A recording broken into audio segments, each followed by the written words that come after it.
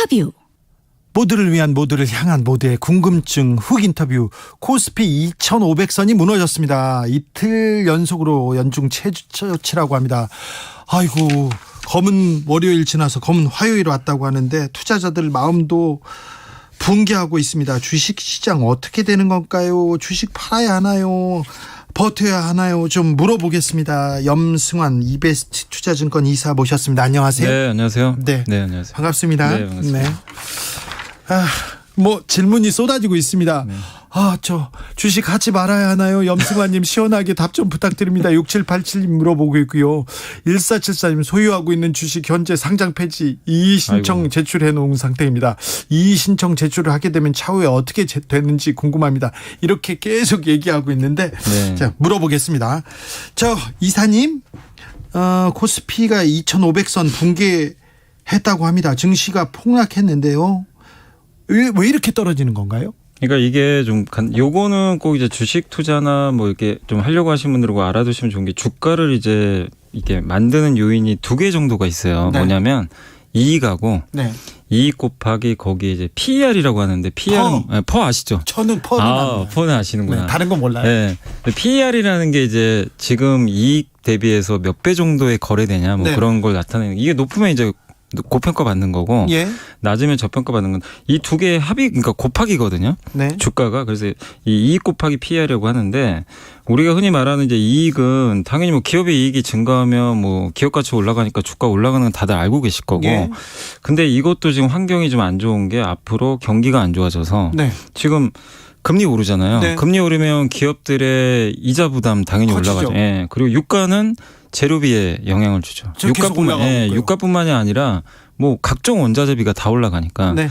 이런 것들이 당연히 이익을 좀 감소시킨 요인이고 네. PER 아까 설명드렸는데 이걸 이제 흔히 뭐 우리가 뭐 이렇게 멀티플이라는 용어를 쓰는데 뭐 그거를 아실 필요까지는 없는데 요 PER을 결정하는 것 중에 하나가 금리입니다. 네. 금리는 뭐 다들 아시겠지만 돈의 가치인데 금리는 중력이라서 모든 자산 가치를 다 빨아들여요. 그러니까 금리가 올라가면 네. 이 자산을 다 끌어당겨 버립니다. 그러니까 돈의 가치랑 반대로 가죠. 네. 이 자산 가치가. 그래서 금리가 오른다는 거는 돈의 가치가 오르고 예. 다른 뭐 사실 뭐 금리에 부동산도 영향을 주잖아요. 네. 그래서 뭐 주식도 마찬가지고 최근에 뭐 암호화폐까지 같이 떨어지는데 근데 이 금리를 결정하는 게 또 뭐죠? 물가가 또 결정을 하거든요. 네. 근데 지금 최근에 물가가 너무 많이 오르고 있잖아요. 그러니까 물가가 지금 우리 시장이 예상하는 경로가 있어요. 그러니까 시장이 좋아하는 건요. 주식시장은 항상 좀 정해진 경로를 좋아해요. 이게 앞에 뭐 예를 들면 뱀이 나와요. 네. 뱀이 나올 걸 알고 있어요. 네. 그러면 그냥 안 놀래죠. 안 네. 무섭죠. 그냥 좀 네. 피해가면 피해가면 되는데 예상치 않게 갑자기 뱀이 나와요. 그럼 안 되죠. 그럼 시장도 놀래요. 네. 근데 이번에도 똑같아요. 아니 우크라이나 전쟁도 있고 금리도 네. 오른다 다 알았잖아요. 아니 그게 이제 그때는 처음엔 몰랐잖아요. 네. 근데 이제 금리 오르는 건 아는데 금리가 이제 예를 들면 뭐 0.5% 올릴 거다 이거를 예상을 하고 있는데 네. 이번에 물가가 예상보다 높게 나온 거예요. 그렇죠. 시장 이제 경로를 벗어났어요. 네. 그러니까 금리도 이 경로를 벗어나기 시작한 그렇죠. 거예요. 그러니까 시장은 깜짝 놀란 거예요. 이게 아닌데 네. 갑자기 뱀이 한 마리가 아니라 두 마리가 보이기 시작한 거예요. 네. 예를 들면 예. 지금 그 상황이에요. 그러니까 금리가 이렇게 어쨌든 우리 예상 경로를 벗어나서 더 올라갈 것 같으니까 네. 금리 오르면 아까 제가 말씀드린 PER 있잖아요. 네. PER이 떨어져요. 네. 자동으로 떨어지게 됩니다. 그러니까 이익은 지금 줄어들 것 같고 예. PER은 떨어질 것 같고 이러면 어떻게 되죠? 주가는 당연히 떨어질 수밖에 없는 거죠. 그러니까 이런 이제 우려감이 주식시장에 지금 작용을 하고 있어요. 사실 이게 뭐 현실화될지는 아직 모르지만 그래서 어제도 주식시장이 급락을 했고 네. 오늘 2,500포인트를 깨버렸어요. 예. 네. 그래서 지금 현재 상황은 이런 이제 우려들 때문에 좀 증시가 하락하고 있다라고 네. 보시면 될 것 같아요. 앞으로 그럼 상당 기간 동안 주식시장 좋지는 않아 보인다 이렇게 보는 게 맞습니까? 지금 대부분 의견들이 그렇고 이게 좋아지려면은 뭔가 좀 환경이 또 바뀌어야 되잖아요. 네. 근데 지금 주식시장을 관통하는 가장 큰 키워드는 첫째도 둘째도 어쨌든 물가거든요. 네. 물가가 잡혀야 되는데 물가가 지금 그냥 고삐 풀린 것처럼 계속 오르기만 하니까 이게 만약에 그러니까 이거죠. 물가가 지금 미국 같은 경우는 8.6%거든요. 네, 엄청나게 올랐어요. 네, 4월에 8.4 정도였는데 네. 이게 더 올라간 거죠. 예. 근데 왜냐하면 시장에서는 8.3으로 꺾일 줄 알았어요. 아, 6으로 올라가니까 놀래버린 거예요. 예. 이거 아직 끝이 아니네. 물가가 더 오르면 어떡하지? 그리고 지금 걱정하는 게 이거 6월에 이러다 9% 가면 어떡할까? 네. 이 공포심이 있어요. 그럼 우리 그 주진님도 뭐 예전에 배우셨겠지만 오일 쇼크 우리 경험한 적 있잖아요. 네. 그 교과서에서 배웠잖아요. 네네. 그때 우리나라가 경제 성장률이 마이너스 된 적이 2번 있다고 그러더라고요. 네. 그 예전에 1979년도인가 80년도에 오일 쇼크 때 한 번 하고 2008년 금융위기 때. 네. 근데 지금은 금융위기는 아닌데 오일 쇼크가 이제 오버랩 되는 거죠. 그래요. 그럼 우리나라가 이제 마이너스 성장으로 가는 거 아닐까? 이렇게 물가가 너무 올라가면. 네. 그래서 이제 이런 물가에 대한 이제 우려감들이 해소가 돼야 돼요. 그러니까 지금 8.6에서 8.3, 8.2 이렇게 내려가면 괜찮아요. 0.1이라도 조금만 네, 내려가면. 내려가면 시장은 좀 안도를 해요. 그래요? 이제는 물가는 고점 찍었구나. 네. 근데 올라가 버렸잖아요. 네. 그러면 아직 몰라요.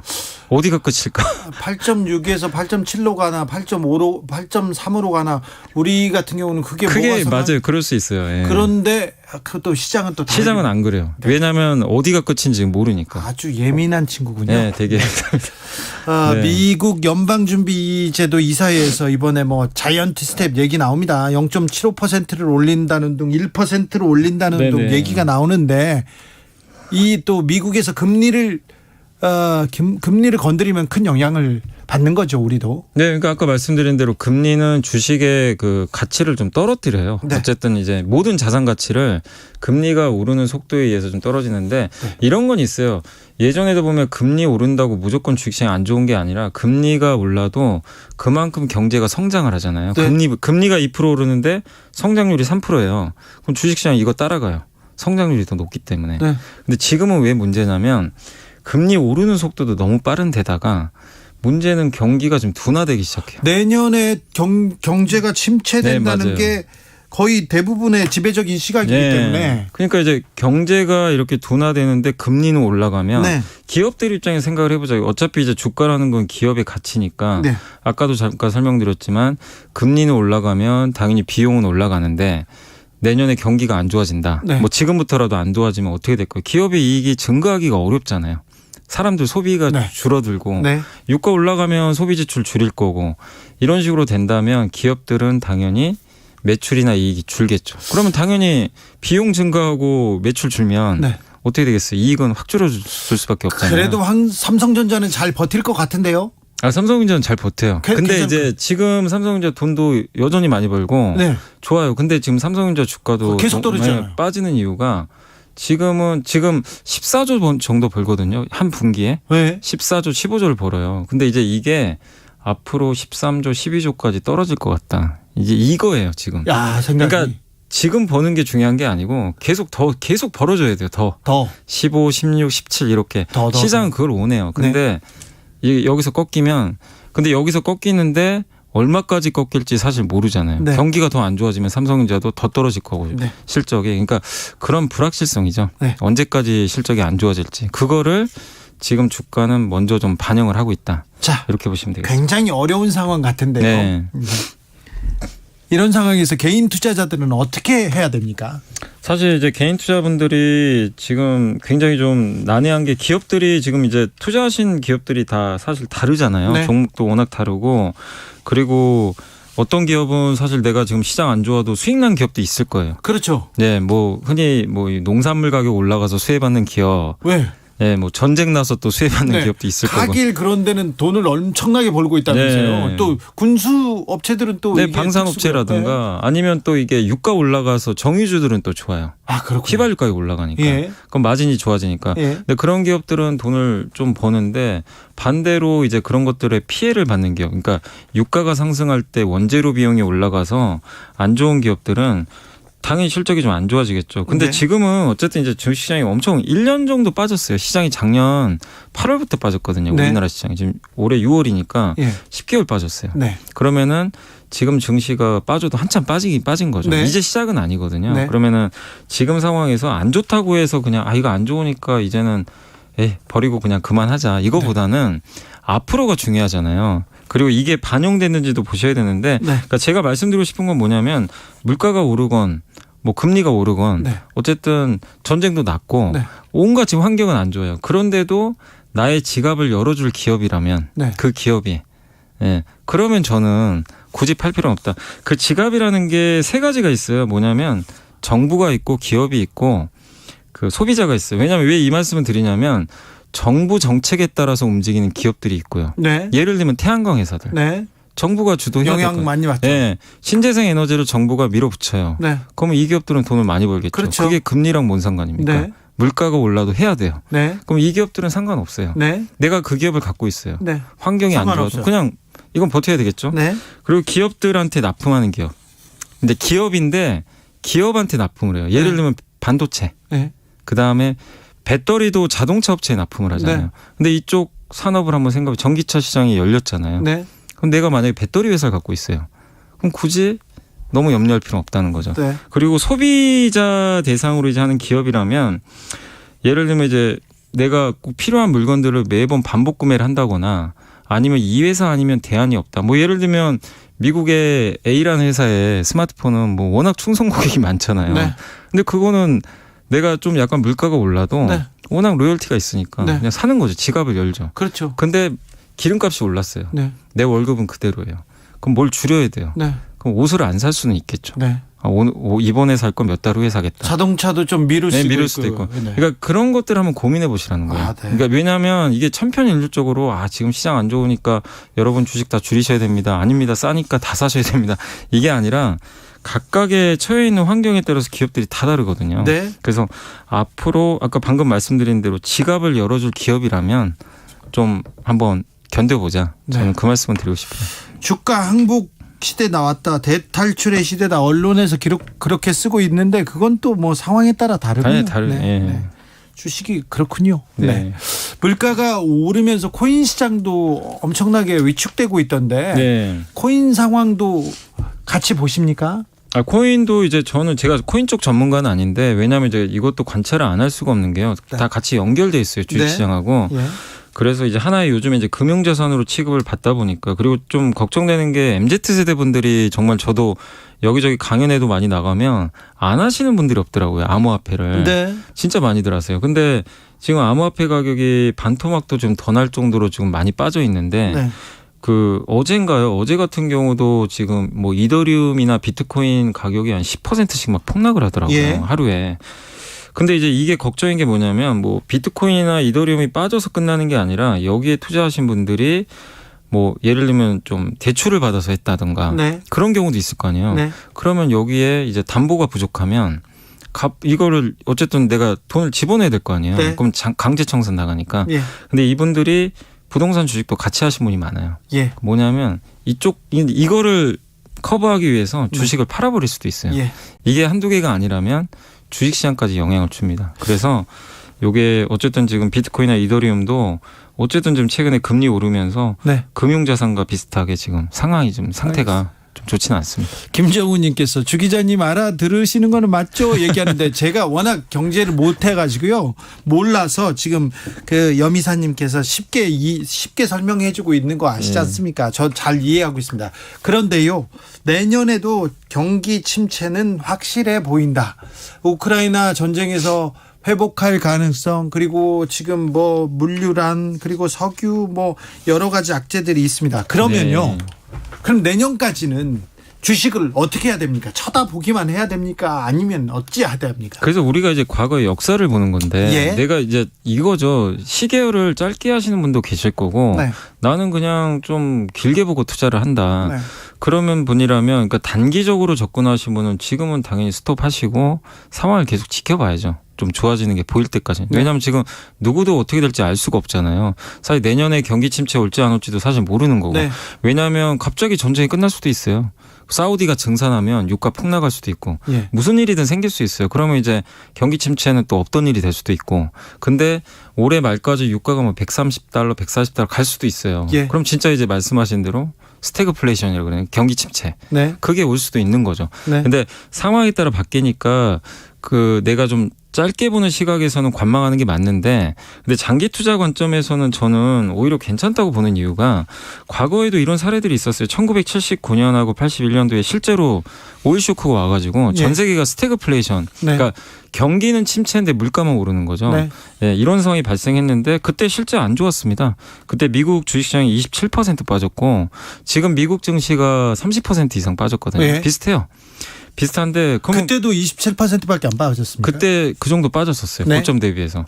근데 이제 그리고 나서 어떻게 됐냐면 미국 증시가 한 3년인가 4년 어마어마한 상승장이 나왔어요. 그리고요. 이게 어떻게 된 거냐면은 이제 물가를 하도 올리니까 금리를 하도 올리니까 물가가 꺾이고요. 예. 사우디가 그때 증산에 합의를 해버렸어요. 예. 국제유가가 빠지기 시작하고 멕시코가 그 다음에 금융위기가 발생했습니다. 네. 금융위기 발생하니까 미국이 뭘 했냐면 금리를 올렸잖아요. 그동안. 갑자기 금리를 인하해버렸어요. 예. 금리를 낮췄다는 거는 주식시장이 굉장히 호재거든요. 예. 돈이 이제 풀리는 거니까. 예. 그러면서 레이건 대통령 당선되고 나서 엄청난 또 상승장이 나와버렸어요. 그러니까 이게 이 과거의 사례거든요. 그러니까 지금은 너무 암울하잖아요. 모든 게. 네. 그러면 이게 영원할 것 같잖아요. 네. 그러진 않습니다. 아, 그래요? 기업들도 돈을 벌기 위해서 열심히 투자도 하고 네. 여러분들도 뭐 물가 오른다고 소비를 아예 안 하는 건 아니잖아요. 네. 필요한 건 사야 되니까. 네. 그리고 어떤 위기가 발생하면 또 뭐 중앙은행들은 경기 살리려고 돈도 풀어요. 그래서 지금은 아니지만 그래서 시계열을 저는 2, 3년 뒤로 이렇게 좀 길게 놓고 보시면 이것도 저는 극복 가능한 위기다. 네. 이렇게 보고 있거든요. 그렇게 본다면 지금 주가는 엄청 빠졌잖아요. 네. 싸진 건 뭐 저는 좀 분명하다고 보거든요. 살 타이밍입니까? 그래서 이걸 제가 직접적으로 뭐 얘기하긴 그렇지만 시계열을 길게 본다면 네. 아까 말씀드린 나의 지갑을 열어줄 기업이라면 네. 저는 좀 괜찮지 않나. 네. 예, 이렇게 좀 보고 있습니다. 김야마꾸님께서 염승환님 알기 쉽게 설명해 주셔서 감사합니다. 제가 특별히 감사합니다. 종로에서님께서 국내 언론들 제발 당장 망할 것 같은 보도 안 했으면 좋겠어요. 이 보도 이런 보도를 보고 이렇게 주식 투자를 하는 건 좀 위험하죠. 왜냐하면 이제 그 언론 기사만 그대로 좀 이렇게 여러분들이 그냥 받아들이지 마시고 한 번 더 여러분들이 2차적 사고를 하셔야 돼요. 이 네. 기사가 의미하는 게 뭔가 그리고 이게 주식시장에 반영됐는지도 보셔야 돼요. 네. 주가는 지금을 반영하는 게 아니라 미래를 반영하거든요. 네. 근데 기사는 지금 현재 현상을 해석하는 경우도 많이 있잖아요. 그래서 네.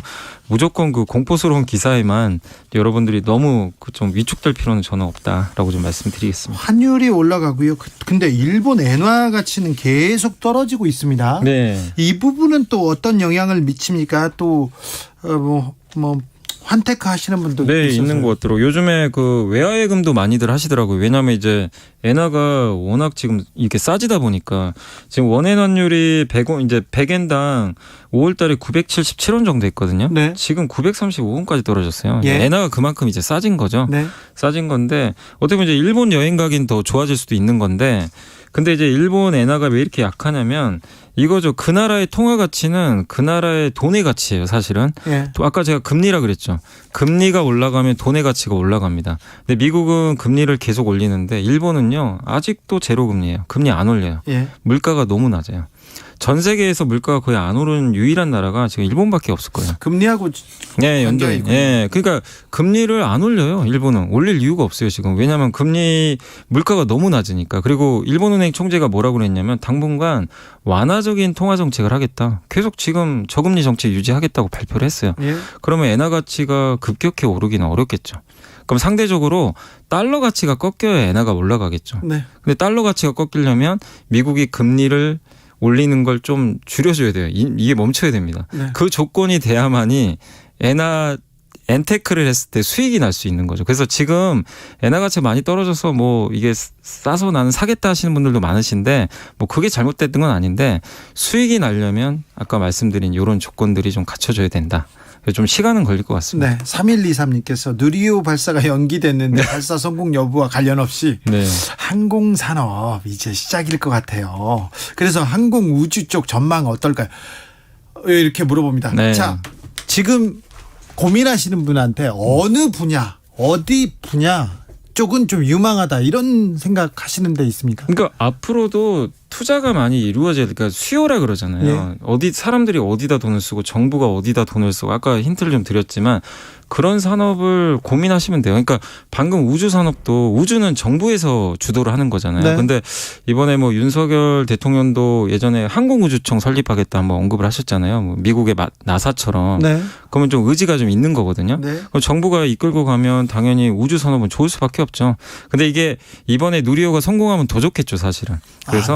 그래서 이제 이런 이벤트를 통해서 더 성장할 수 있으니까 우주 쪽도 괜찮고 그다음에 제가 아까 전기차 얘기했지만 네. 이제 전기차로 다 바뀌잖아요. 네. 전 세계 자동차 100대 중에 이제 8대가 전기차예요. 저 전기차 쓰고 있는데 너무 만족해요. 네. 근데 아직도 성장할 룸이 많이 남았잖아요. 이제 8대밖에 안 바뀌었으니까. 네. 그럼 나머지 92대가 남았잖아요. 네. 언젠간 다 바뀌겠죠. 네. 그리고 우리 이제 태양광 써야 될 것 같고, 네. 그죠? 이런 것들이죠. 네. 그러니까 앞으로 뭐가 어떤 수요가 늘어날 산업인가 네. 이거를 고민하면 사실 답이 나오는데, 근데 반대로 앞으로 수요가 줄어드는 산업. 그러니까 한 가지 예를 들면 우리나라에서 아이들 울음소리가 점점 줄어들잖아요. 그럼요. 출산율이. 근데 그쪽에 관련된 산업은 앞으로 안 좋아질 수밖에 없겠죠. 예, 그러니까 그런 것들은 좀 피하시는 게 좋을 것 같고, 네. 앞으로 수요가 증가하는 산업이 뭔지 공부하셔가지고. 네. 거기에 장기 투자하는 게 저는 정답이라고 봅니다. 알겠습니다. 그런 공부를 좀 더 해야 되겠네요. 박성철님께서 주식에 답이 어디 있어요? 답이 있으면 똑똑한 사람은 다 돈 벌게요. 얘기하는데 또 그 말이 또 맞기도 합니다. 네, 말씀 잘 들었습니다. 염승환 이베스트 투자증권 이사였습니다. 감사합니다. 네, 감사합니다. 네. 정치 피로, 사건